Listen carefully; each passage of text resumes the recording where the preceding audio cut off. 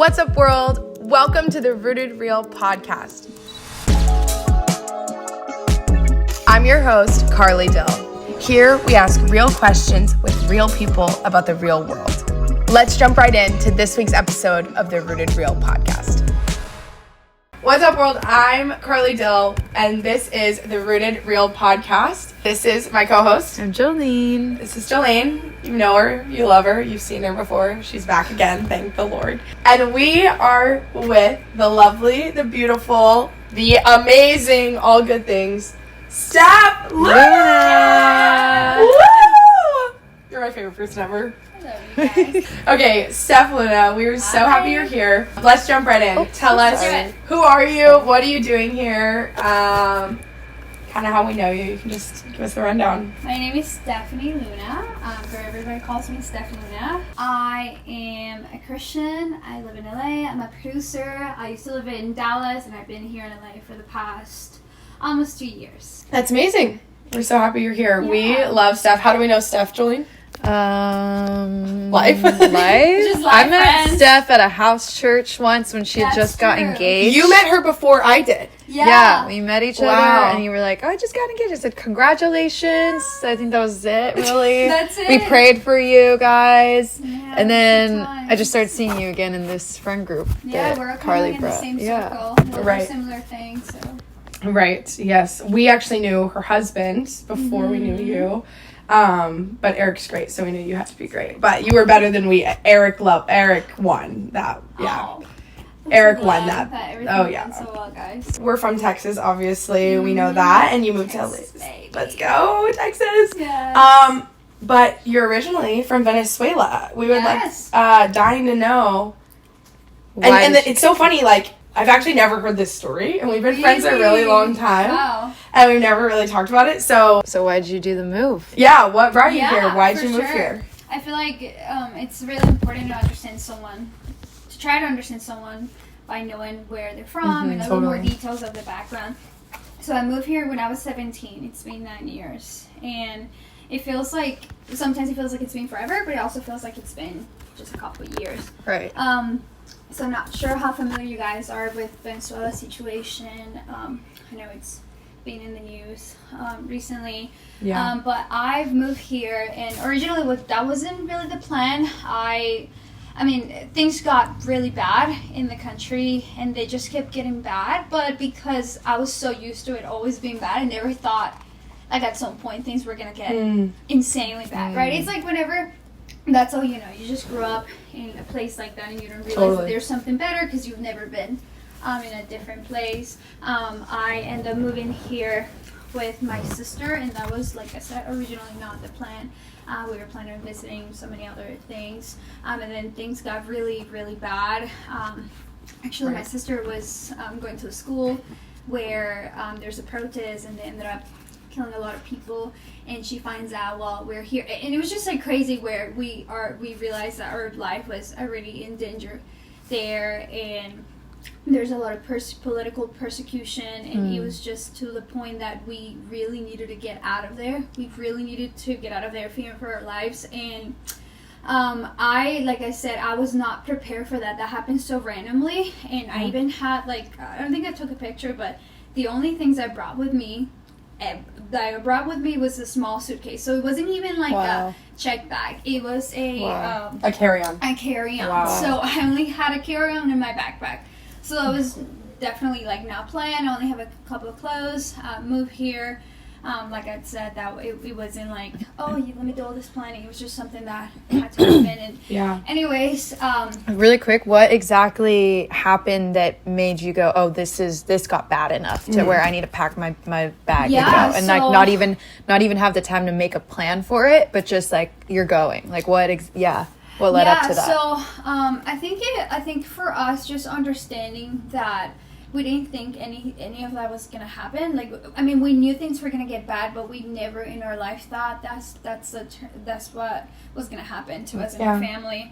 I think it was knowing that there's so many people that were in the opposing the government, like my family and I were. that we're in danger, and then just seeing people around us getting killed and being kidnapped, and you're like, that could be one of us, so let's just flee and do all these things and move originally to Miami, actually Fort Lauderdale. I don't know if I ever told you guys. Like that was that was like the only thing we could think. Did you go by yourself? It was me and my older sister, and I just realized, like, I know it was the Holy Spirit that was speaking to my heart, and I didn't feel peace about being there, and you would think that's a perfect spot to come because everybody speaks Spanish, everybody's super familiar with the Venezuelan culture and like just Latinos in general, right? But it just didn't feel like it was a place for me, and I was just like, okay, this is great, it looks beautiful, but it doesn't feel like I could create a life here. Like, this is not the place to start. And we ended up visiting Texas for we happened to had a family member that we were not really familiar with. It's kind of like, you know, those songs that you kind of know about, but you don't really know that well, but praise God for her life. But anyways, we visit Texas, and I fall in love with Texas right away. I love how different it was. I love that I was going to be exposed to a different culture, which is something that I was hoping to get from this insane process, right?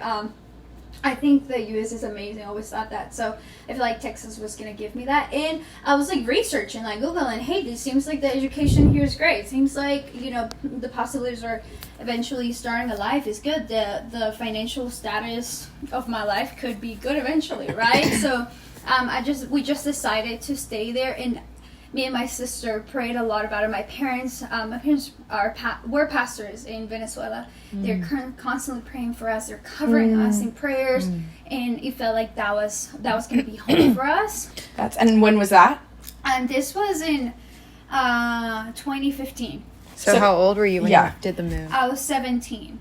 I was just 17. Wow. And why was it only you and your sister that went? Well, honestly, guys, my parents put all of the money, all the savings, absolutely everything we had on those plane tickets, and like on at least giving us a little bit of money. So that was like, that's the only thing we could afford. And my sister, praise God for her life, you know, she's always been a big support, and she's like, hey, we're in this together. But she was also as scared as I was. Totally. So we were just kind of how like, old was she?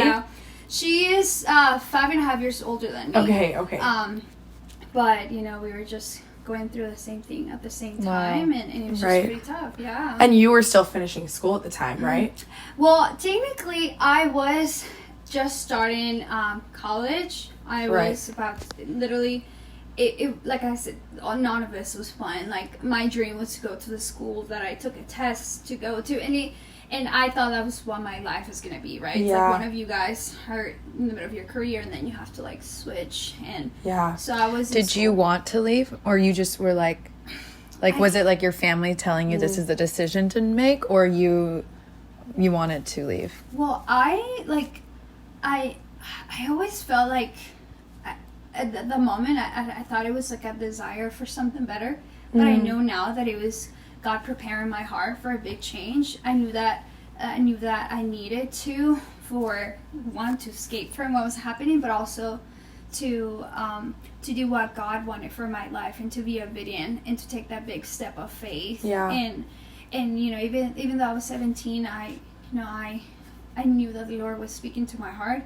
And I was trying to be obedient, but in the emotional part, I had no clue what was happening. You know, I was just kind of confused as I went, and we just kind of did it.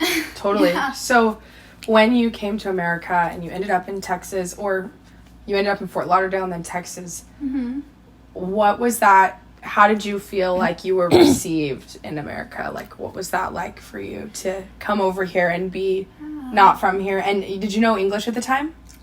No, so this is what's so weird to me. I taught myself English, which is why, you know, you hear my accent, and not just my accent, but there's times that I don't know how to say certain words, and I would ask you how to say them. I did learn English on my own. I was really curious. I wanted to learn English. After you moved here, though, so you came here not knowing English? Well, I knew a little bit, right? But this is a crazy thing. I knew because I created a Twitter account. It has nothing to do with like moving. I created a Twitter account. I had a friend that she spoke English, and I wanted to be like her in a good way, but I was just generally trying just to have that skill of speaking English. I just didn't have the money to pay for all those classes, right? Totally. So I created an account on Twitter, talking to people, and random people. I know. This is awesome. Yeah, it's iconic. Random people use Google Translate. Shout out to Google Translate. It helped me so much. And then kind of like learn memorizing a couple of things. So I knew basic stuff, you know, like, and I'm not shy. So when I first came in, I remember talking to a random guy and he happened to be a pilot. You shy? Never, right? And I'm just like, hi. And I was trying to test myself if I actually knew a little bit of English. Wow. And I kind of understood what he said, but then I just started, you know, watching movies and stuff. So I feel like I knew the basics, but once I moved here, I took it very serious, and I'm like, okay, I need to learn English no matter what. I'm gonna learn. Right. No matter what, I need to learn. So Wow. Nice. And so you started learning English. You moved here. So tell us about that. You know, you're in a new place. You're not from here. Your parents aren't here. You're trying to go to college, and like, how was that transition?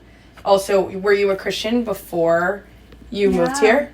Yeah, so my parents were pastors. Your parents were pastors, but that doesn't mean anything, because your parents can be pastors and you don't necessarily know Christ.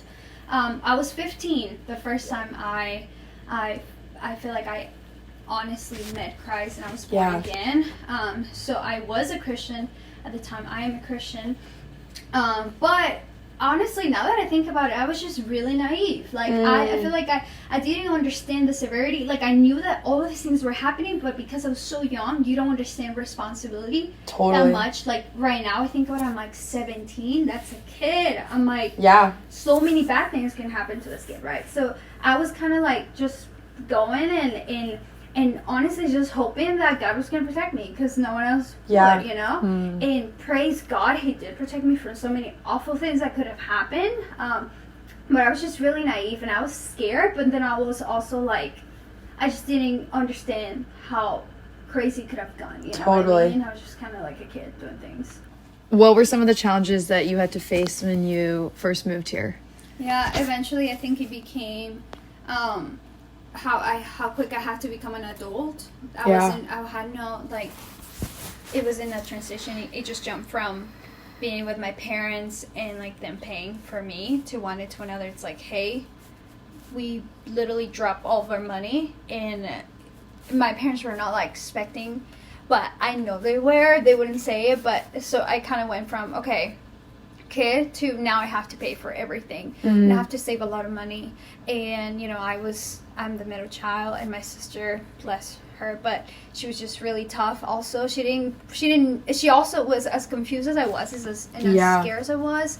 I had to work a lot of jobs, and there was no rest for me. I had to sleep, you know, on the floor, and like do all these things, and like go to sleep really late, and then wake up really early. And then I think one of the biggest challenge was that I just felt like everything was new, so I was just really scared of what step to take. But all I knew is that I had to work my butt off, and that I had to trust in God more than anything before, and that I had to save absolutely in whatever amount of money I was in touch with. It needed to be safe, because it needed to be sent to my family. Or like, I think me and my sister we went to maybe like once ever, and we were like sitting down in a restaurant, and we just look at each other like, this is $5. This could have been like a meal for like a week, or you know what I mean, for someone else. So it's like we felt so guilty. I felt so guilty at the idea of enjoying something that I just stopped enjoying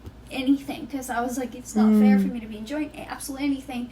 And now obviously I think differently, but by that time that was just really hard. I feel like also transportation was extremely hard, because I had, you know, no car and anything, so I was like using public transportation in Texas, but it was also lack thereof public transportation. Yeah, but also I was walking a lot, and like now, you know, that I'm older, I'm like, how is it that I walk all those miles in the middle of the night? Because I was working at this restaurant, and I would close sometimes, and I would walk because there was no transportation up to after like certain time. And I would walk, and I remember there was this little park that I had to walk through, And I would be so scared that I would just run crying because I was so scared that someone was going to find me. Gosh. And now I'm thinking about it. I would never put myself in that situation. Like, that's so dangerous. You know? Like, and I just think about those things, and I'm like, wow, I was just generally, protected by God. But that's what you had to do to survive. I had to do it. Yeah, there's, like, literally nothing else. And then I also learned from really early that you could not really trust anybody. Like, I remember... one of my coworkers, it was late in the restaurant, and I'm like, hey, I really need to go. And I was just complaining, I guess, about, like, the transportation. And he's like, oh, I can give you a ride. And I was like, sure. And then he's giving me a ride, and then he stops at a restaurant, and he's like, well, but you have to go out with me first. And I'm just like, okay, there's nothing free. Never mind. I'm just going to walk. Don't worry. Wow. Like, and, situations like that because I was so vulnerable, I was put in those situations. I would never put myself in situations like that anymore. But back then, you had to. There's no other choice. And it was like no other choice. So I think about those things, and I think those are big challenges that I have to go through. And me and my sister will always, arguing. We were just as confused as everybody else that moves here. Right. So. Your family's in Texas now, right? Yeah, okay, so why don't you tell us about going from you and your sister moving here, going through those crazy hard times, going through all of that, and then kind of tell us how did your family get here? Was like you said, you guys moving wasn't in the plan. Was your family, was the goal to get your family over here? And then, like, how long did that take? Yeah. And, like, how hard was that? 100%. I think that's one of the reasons why I appreciate my family so much. And I'm so close to them because I experienced losing them for a while. Wow. And it felt like losing because, like I told you guys, there's no assurance of anything. Like, everything was up in the air. And I was like, what if something happens and I never get to see them again? Right. So eventually, but yeah, that was the goal, to bring them here. And then once they come, once we meet, I feel like the first night my dad came, that was the first night I actually felt like I slept. Wow. Because beforehand, I was like always thinking, worried. like, man, I need to make sure everything's locked. Like, and how long was that? How long did y'all go? That was like 6 months or like 7 months. I think so. Yeah, around that time. So having my dad was like, okay, finally, I feel like I have protection. My dad is here with me, and of course, Lord was protecting me, but I also needed that physical figure of my dad. But that didn't mean that things got easier. It got easier because now we were in it together, but I still had to work a lot. My mom couldn't work in the moment, and it was just kind of like so many things were happening, and the pressure was still put on me no matter what. And my brother, he was way younger than me, and me and my sister promised that we were not going to have him go through the things we went through. So we wanted to work even harder so he could go to school and he didn't have to have a job while he was in school. We just wanted him to have something better, and none of us were bitter about it. Praise God. How some people are like, whoa, you have to go and do go through all this bad stuff, because I did. No, we were like, no, we just want something better for him. So things got better, but then he also got even harder because now there's more people, that we have to provide for. Yeah, so that's pretty tough. Wow. So I have a question more, what's the word? Logistically. Yeah, logistical. Logistical. So, like, how does, like, citizenship work in Venezuela? Yeah, right. Like, how do you, if you wanted to move to America, what does that process look like?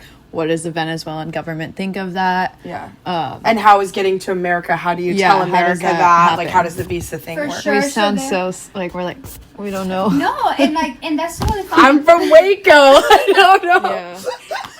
Everybody's from Waco. Nobody moves to Waco. I'm just kidding.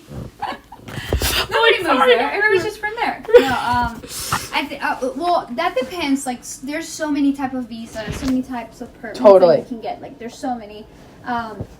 So actually, the American embassy in the U.S. has been closed for several years. So just so you know. Really? So what does that mean? Yeah, what does that mean? You cannot get, unless you go, I think you have to go to like different countries to even get that. You technically, there's no relationships with the U.S. Sorry, so the American embassy in Venezuela is closed. Wow. It's being closed, yeah. And actually, there's some airports that if you see, it says that there's no flights, direct flights to Venezuela because, like, they're done. Like, there's So, no like, right now, relationship. like, if I wanted to go to Venezuela. No, you would have to fly somewhere else and then go to Venezuela. They won't even take me to Venezuela from America. No, they won't. No, and there's actually a whole statement in airports. Like, I remember seeing one and crying. Because I was like, wow, that's so hurtful. But I know that the U.S. is not saying it for it's, it's just a bigger picture than just right. that. Venezuelans, they have come here seeking for asylum because of, the things that have been happening in Venezuela. And what does that mean, seeking asylum? Yeah, so I think this is really important to define if you let me just kind of go for it. Show the difference. So there's seeking asylum, there's a term that's called refugee, and there's, immigration. There within all of that, there's many other terms. So seeking asylum, actually let's start with refugee. A refugee is a person that's escaping from a situation, usually like war, or there's like something insane happening. Violence, government, happening in their home country. Got it. And they go somewhere seeking for refuge. A refugee, someone who has been forced to flee his home country because of war, violence, or any persecution. Got it. An asylum seeker, it's pretty much same thing. They have a claim of a refugee status that hasn't been approved yet. Got it. Right, so there's like because is it a process to become a refugee? To become a refugee. So it's like it cannot just happen right away because you say so. Like there's like a lot of things that have to go through to even become that. Totally. But yeah, that's crazy. So what did you do? Asylum. Mm-hmm. Asylum, and there's a lot of people from Venezuela and many other countries that were put, unfortunately, in that position to have to leave their homes and go through all of that. It sounds like not very many people could afford to come here, even if they wanted to, right? And then even if you can get here, it's really hard. It is really when you hard. get here. Totally, that's crazy. It's really hard. So obviously, your parents were pastors in Venezuela, and you all ended up in America. Praise God. But how was that for your faith? And your family's faith. How did you guys plug in when you got here? How did the church receive you guys? There's kind of a lot of questions in there, but we'll start with just how did it impact your faith? And how were you guys received when you got to America? I think this is my favorite part of the story because this is the part of the story that shows how God really gets all the glory of absolutely everything that happened in my testimony, my parents' testimony, my family's testimony, that for us, for everybody, it's really easy to say that God is all you have and that you really need God and that He's everything to you because you're in a circumstance to, but you have your parents, you have all this stuff, and you have a home, and you have food, and you have all these things. We were put in a situation, I was put in a situation that I lost everything. Wow. When I mean everything, I mean even physical, man. Like I only had a small suitcase. Your carry-on. I know. So like when I actually lost everything, I feel like that's when I realized how God really is all I needed. Wow. And that was a process of like crushing, who I was. And I feel like even my personality changed so much. Wow. Like so much it changed, but I realized that God really is all I need. Yeah. And that He was all I needed in the moment. And, I know that there's people that situations like that have a different turnaround. And that's, I have empathy for that. But for us, like, God really showed up and He showed us how that's really all we needed. Wow. And I know it happened for me and my sister and like my family. And it just grew my faith more than never before. Yeah.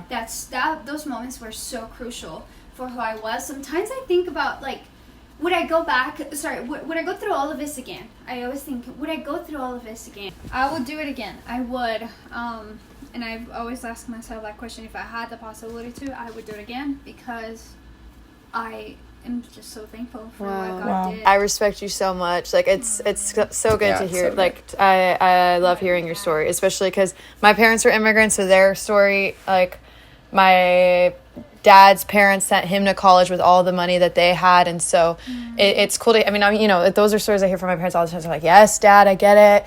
You spent your whole life working so hard for me, blah, blah, blah, I get it. But then to be able to hear from, you know, someone I adore so much, I'm like, wow, like, you guys, like, truly have worked so hard. And you saying, like you said, when I had nothing, that's when I knew that, like, I had Jesus. And that is something that, so, like, a lot of people won't be able to understand, which is why sometimes when you have it all, you have so much, that's when you find yourself so depressed, because it's like, okay, you might have everything, but if you don't have Jesus, you're missing out. And so for you to know, like, I had nothing, but I knew that, like, I had Jesus, like, everything then. You had everything then. Totally. So that good. Yeah, So good. that is so powerful, and that's awesome, and like a great story to share to so many people and to inspire a lot of people.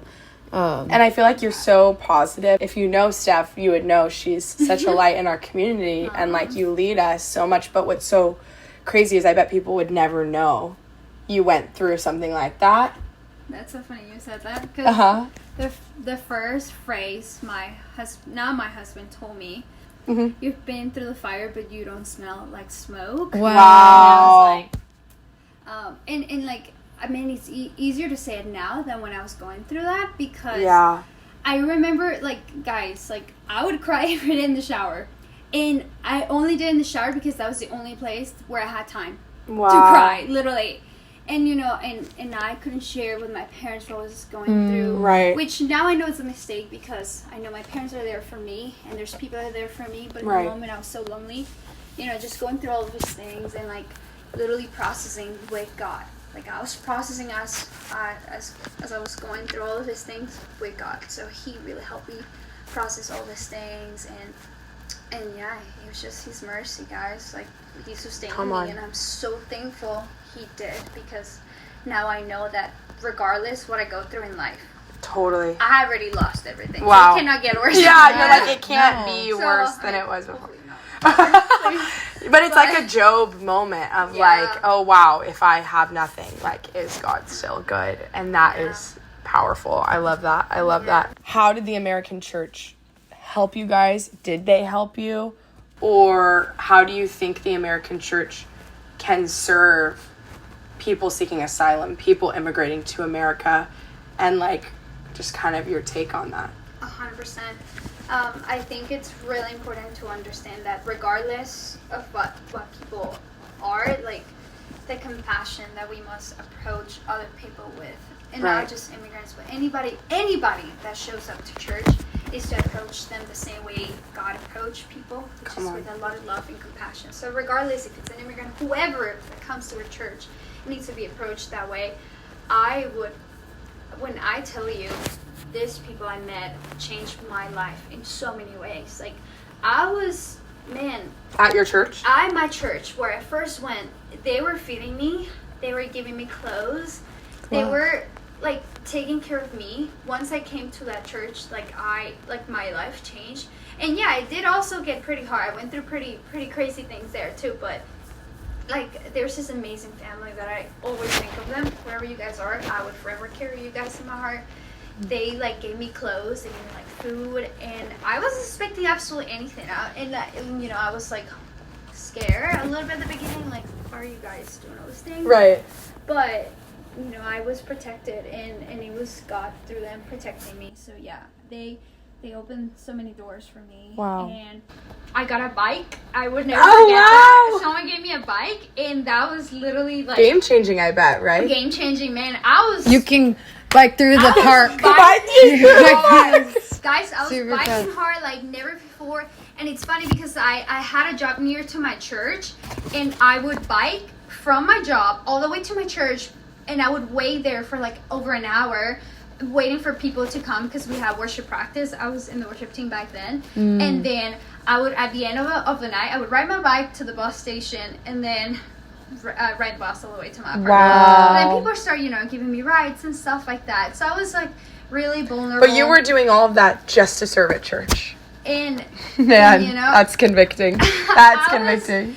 And it's so funny, guys, because like that was like my home, and I like I'll tell this crazy story really quick. Yeah. So I knew I needed to find a church when I first came to the U.S. I knew that was first place I needed to go to. First place, like that was the first thing I needed to do. Mm-hmm. I also didn't know how things work here in the U.S. I didn't know the culture or anything. All I knew is that I needed to go to a place and to find a church and to serve there. That's all I needed. Mm-hmm. So I eventually get on this bus.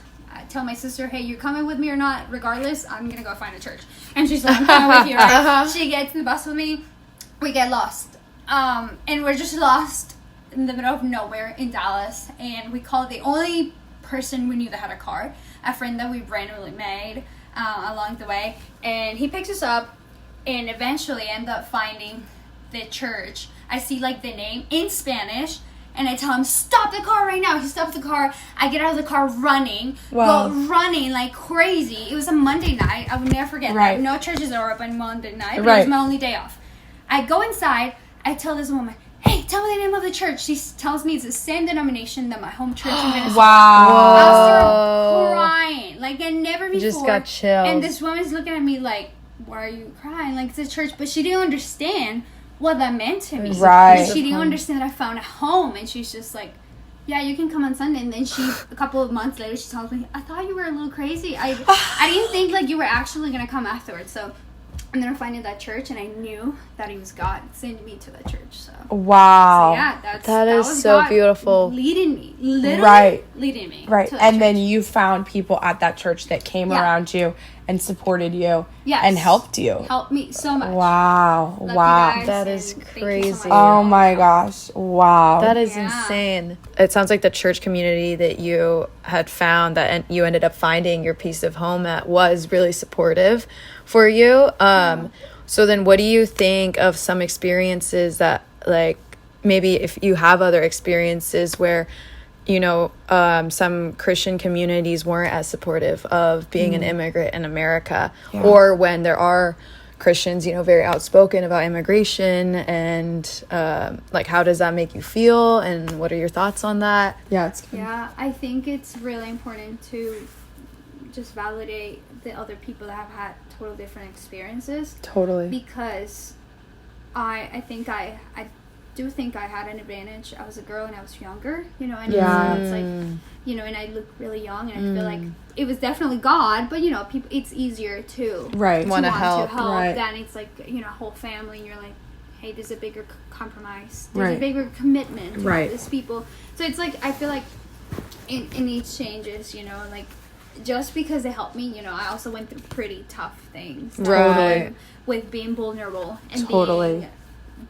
by myself there. So I think it's really important that the church in general, in America and in the whole world, needs to understand that immigration is happening everywhere. It's always happening.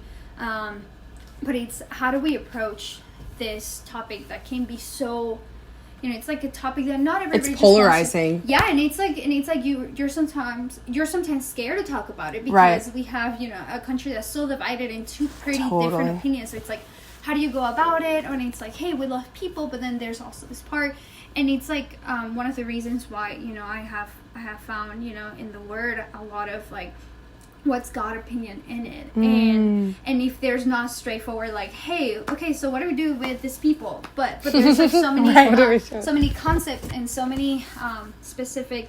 No specific things, but the moral idea that God wants us to do with regarding people.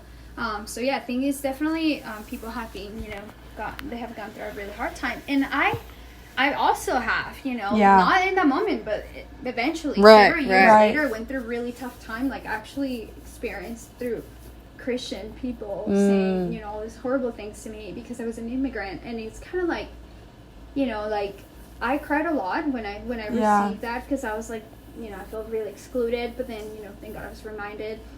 So I guess for me to tell the Christian church, to approach things the way God would approach it, and for immigrants to understand, that it is also like a tough situation here in the U.S., but to know that there's still great people that speak Jesus, that live like Jesus did, and it's like to open their hearts eventually, to receive that help that comes from him. Right. So, I am from America. I don't have any immigration experience, and it's like you even talking about your dad, his experience and your experience. It's like I think there's just kind of like a lack of understanding in a lot of ways, but also I'm just wondering, like, for someone like me or for other people, like, what do you think are some misconceptions around immigrants and people that aren't from here? Do you feel like there's a negative connotation or some falsehood that maybe you could, like, enlighten us about?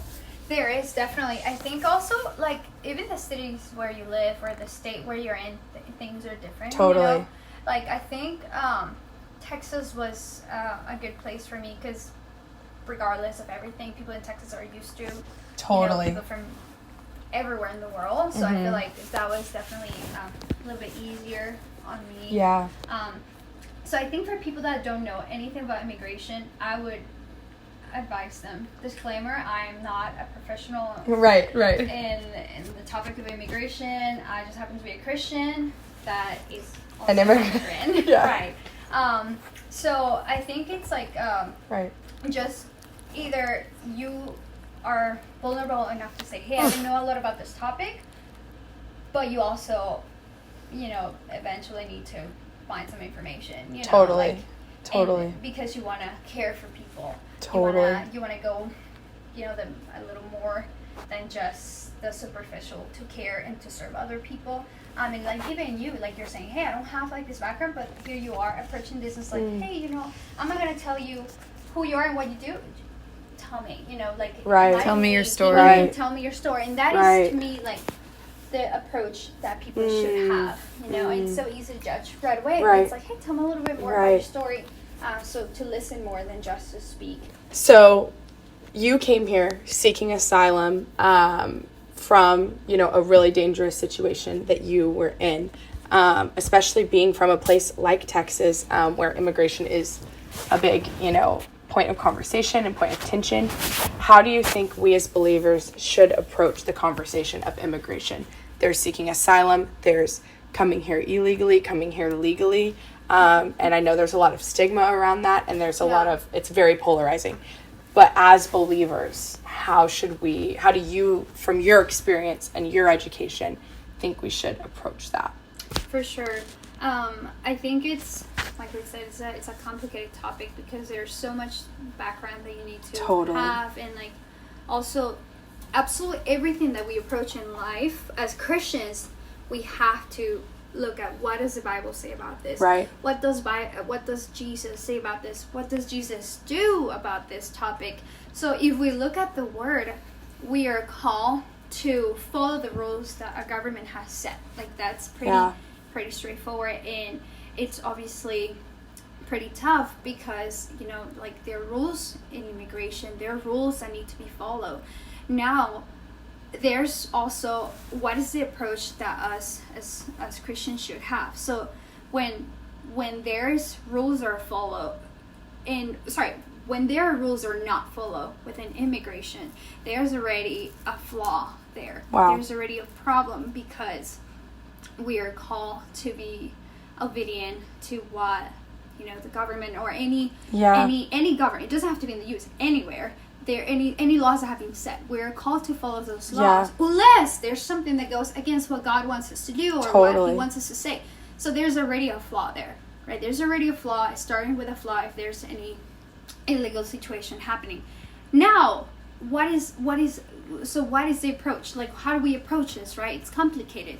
Now, a lot of the thing, when I tell you, a lot of the most amazing people I've ever met in my life, the most hardworking, the most understanding, people that open the doors for me, were illegal immigrants. And what is the approach that God would want for us? What's the approach that Jesus would want from us, right?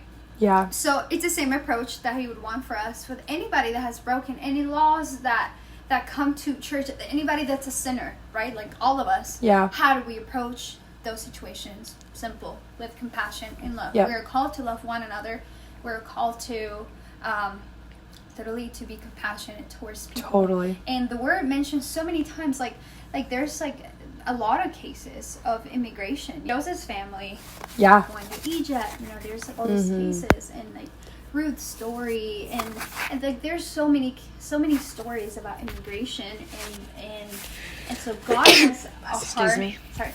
God has a special heart for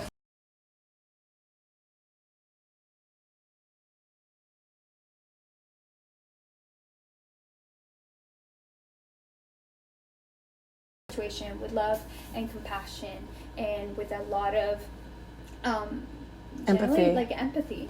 Knowing what is these people are going through. So that's what I would approach. That's so good. How I would approach it as a Christian. That's a good. very good response. That's amazing. So for the church, for believers, how do you think we can support people that are seeking asylum, that are immigrating to this country, that have nothing? How can we be the hands and feet of Jesus, and what does that look like to you? Of course, I think a humble approach of not acting like you know all the answers for them, but just listen. Yeah. And there might be a barrier with the language and stuff. Yeah. But there's Google Translate. You right. know? Like you can use those things and just like receive people with an open heart, the way that Jesus had received us, and he was not like, he was just so compassionate, and just to approach people like that. Anything helps. Absolutely anything helps. From from clothing to shoes and food. Man, when people will buy me food, and like when they would like, there was this case of one of the hardest days of my life. I had absolutely no money, and my mom asked me, she's like, hey, there's no food in the fridge, do you think you could buy something when you're back from work? And I have $5, and that's all I had left, guys. And it was $5 because that's how much it was. I don't know how much it is now, but how much it would be to go to my job and then come back in the bus. And I was thinking, like in my mind, planning stuff, and I'm like, okay, I could either not go and buy something with this $5, or I could go to my job and see if they could like make me, I don't know, if they could give me some money ahead of, I don't know, whatever. Payday, give you an advance? Yeah, give me an advance. And I'm just meditating over these things, and I'm praying to God, and I'm just like, God, I'm so defeated. I don't want to go home.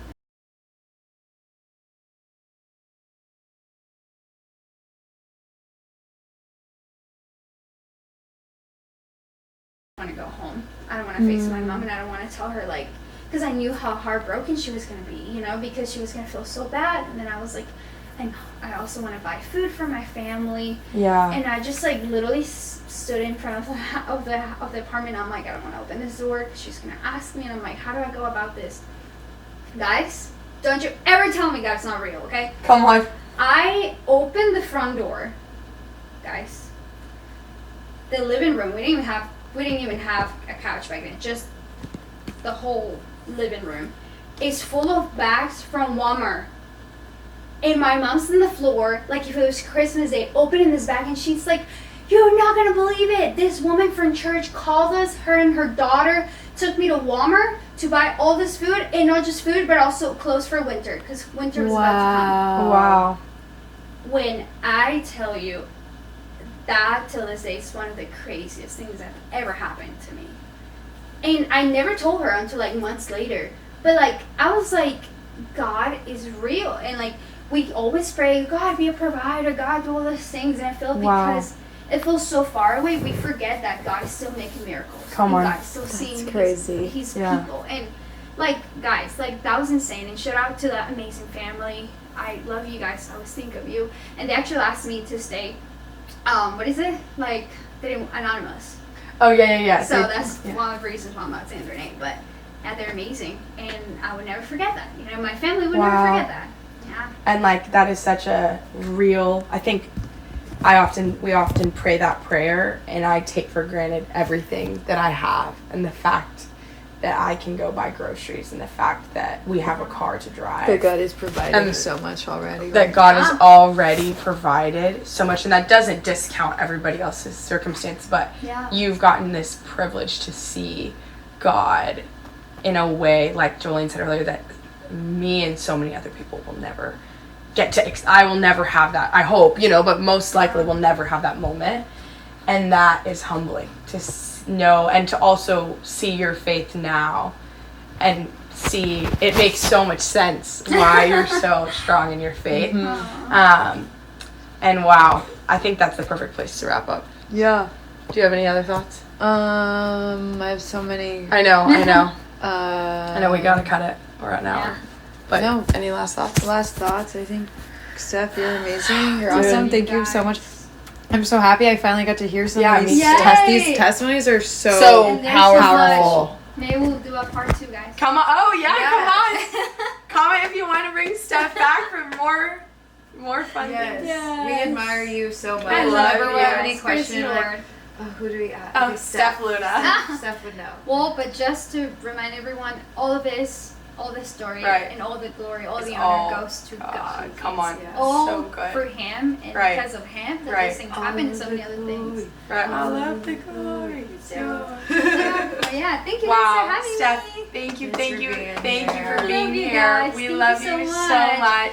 My Thanks favorite to your topic, parents. God. Yeah. And we love you and your sending you. family, and Thank we you. are better because you're here with us. You guys are awesome. So we love you and your husband, and Love you guys. that's all for today. We'll see you next week on The Rooted Real. See you. Bye.